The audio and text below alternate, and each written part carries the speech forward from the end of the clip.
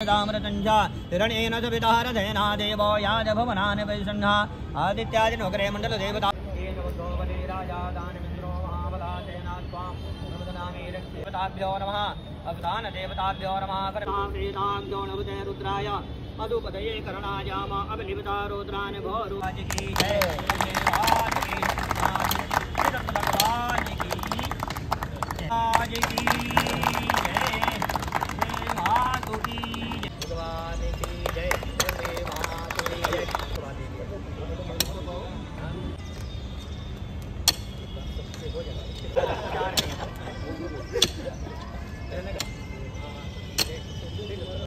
की जय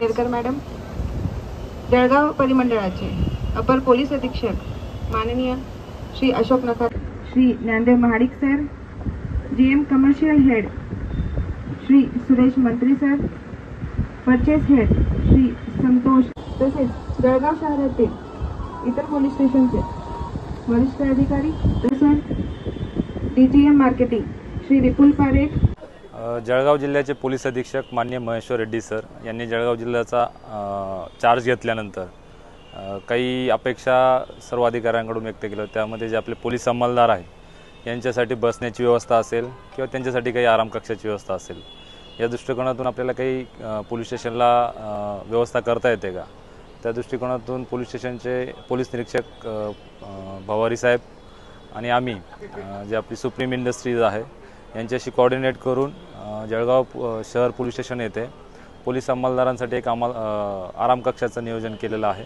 त्याचाच आज भूमिपूजन सोहळा या ठिकाणी पार पडला.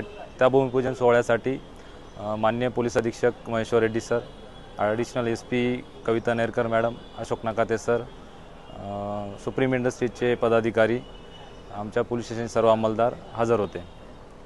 कधीपर्यंत पूर्ण होईल याचा आज भूमिपूजन सोहळा झालेला आहे. आज काम सुरू झालेलं आहे. सदर पोलीस अंमलदार कक्षाचा आज जो भूमिपूजन सोहळा झालेला आहे, या आराम कक्षाचा पूर्ण खर्च सुप्रीम इंडस्ट्रीजच्या CSR फंडामधून करण्यात येणार आहे. सदर कक्ष बांधल्यानंतर जळगाव शहरामध्ये जे बंदोबस्त असतात त्याच्यासाठी जिल्ह्यातून असेल किंवा बाहेर जिल्ह्यातून असेल बरेचसे पोलीस अंमलदार हे बंदोबस्तासाठी येत असतात. त्यांची राहण्याची व्यवस्था शहरामध्ये होऊ शकत नाही फार मोठ्या प्रमाणात, त्यासाठी बिल पेड करावं लागतं. तर हा कक्ष झाल्यानंतर आमच्या अंमलदारांना या ठिकाणी बंदोबस्ताला आल्यावर राहण्याची व्यवस्था होऊ शकते.